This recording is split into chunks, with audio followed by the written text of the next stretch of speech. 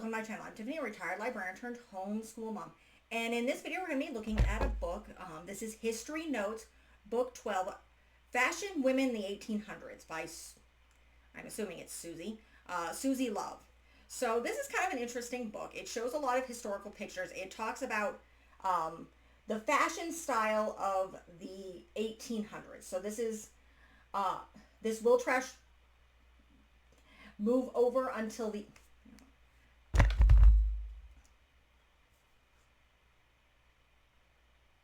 Hello and welcome to my channel. I'm Tiffany, a retired librarian turned homeschool mom.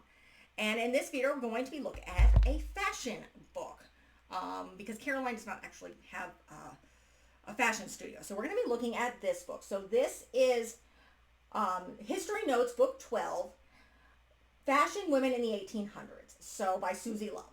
So this is basically looking at women's clothing, and I think a little bit of mostly, yes, all women's clothing in the 1800s. So, well, not most of the 1800s. So, or at least that's what we're focusing on. So typically this is called either the Federalist or the Regency, depending on what side of the pond you are. If you're not familiar with that term, it refers to the Atlantic Ocean. It's a term used to both U.S. and British talking about the Atlantic Ocean on the other side of the pond. But,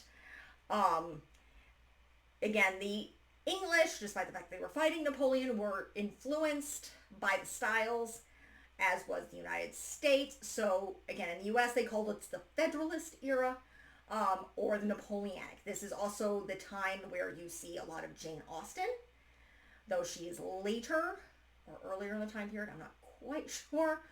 But this is, it's also called the Regency, which is, it has to do with King George and various things going on. But this is the style where you see it's the empire waist. So the waist is underneath the bust. And the fashion is not to show curves in many ways. So anytime you see a historical drama, apparently Bridgerton, I have not seen this, I've seen clips, where they're doing tight lacing in the Regency era, it's stupid.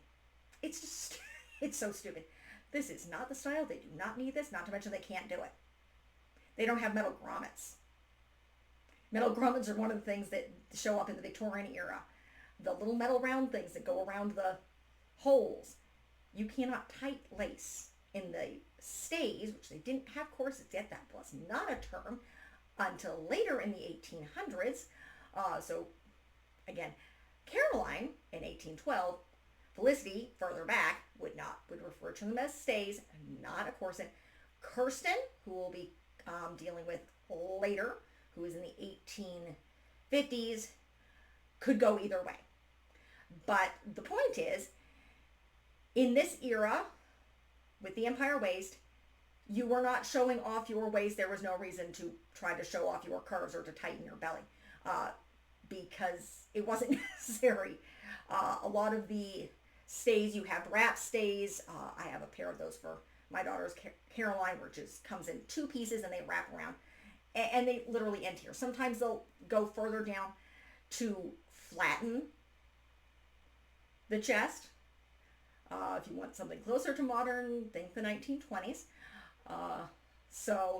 But nonetheless, and let's see, I'll bring this up. But this talks about the fashion of the time. So let me see if I can find a better. It shows a lot of pictures of things under the bust here. So let me if I can find.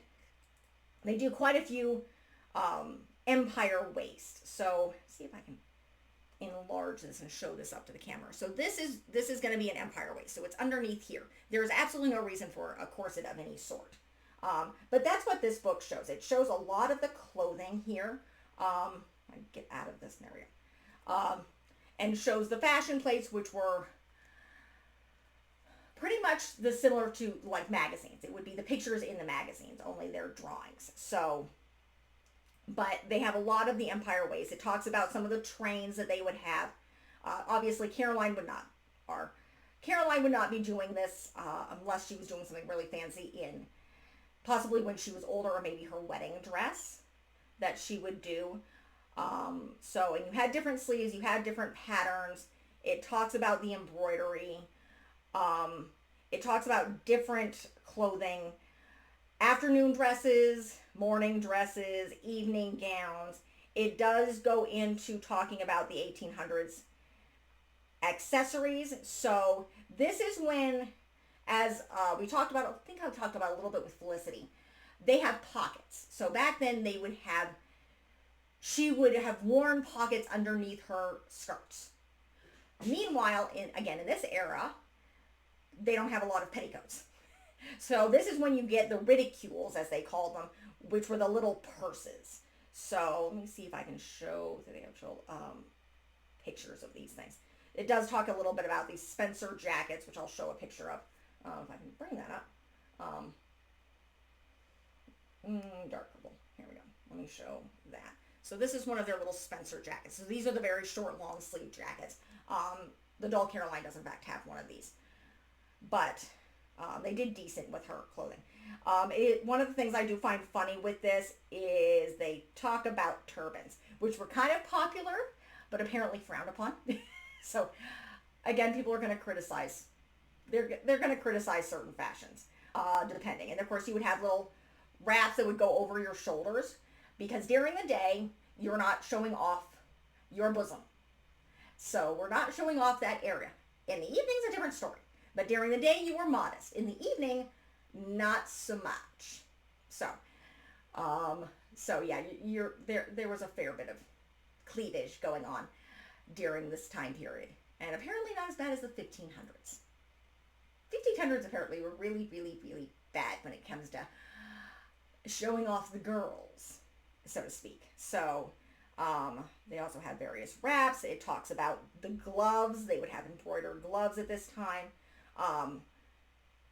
The different muffs, stockings, of course, and then it goes into pockets and ridicules. So the pockets would disappear, were starting to disappear, and you were starting to get these,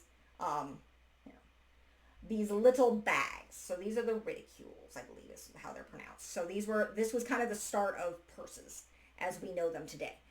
So, and then one of the other things, and I love these, where it's going to start talking about, not fans, and I can never pronounce these. Here they are. So this is a chatelaine. So I'll bring this up here. So these would hang typically on your belt, and they would hold things like tools and scissors and all sorts of things.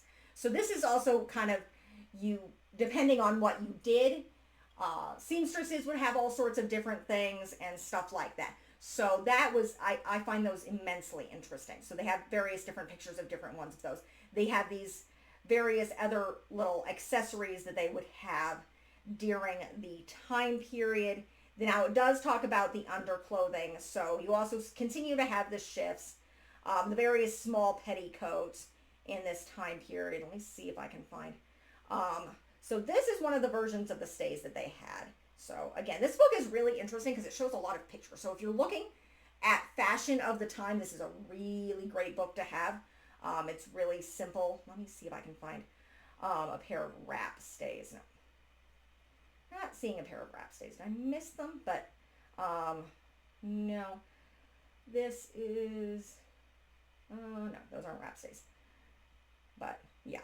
But again, this is what we would consider short stays. So, I can show this. All right. So you can kind of see the short stays here. So those are, so again, the, the whole tight lacing and anything during this time period would be absolute utter nonsense because again of the clothing. So, and then it's talking about dressing gowns and hats and different veils and things. So it shows a lot. There's a lot of pictures and things like that.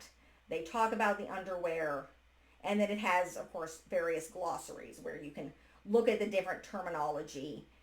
So it is very, very interesting. If you're looking at the history of the time period, I even recommend if you're just reading books like Caroline's or historical fiction to look at something like this, because then you can get a better idea of what these people were wearing. This one specifically for women. Again, there will probably be other things for men.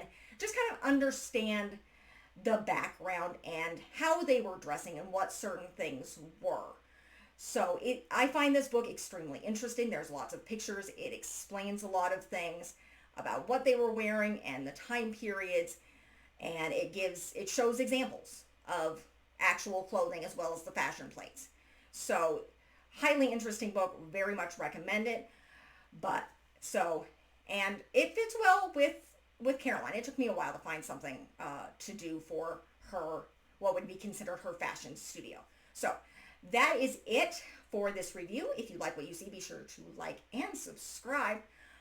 We will be continuing on with Caroline, and I will be focusing more on kind of the fashion stuff as well as the war in the books. So, and then next month we will be looking at, I'm going to try to pronounce her name correctly because I keep pronouncing it Josephina, which is the European, or rather the English form of this. It would be Josefina because, again, Spanish doesn't pronounce J. It's pronounced as an H. So she will be next month, followed by Cecile and Marie Grace. And then we will move on to Kirsten. So we're moving to Santa Fe, New Mexico in the 1820s, into New Orleans in the 1850s, up north to Minnesota, still in the 1850s. And then we're moving on to Addie, who is our slave representation and the Civil War representation in the 1860s.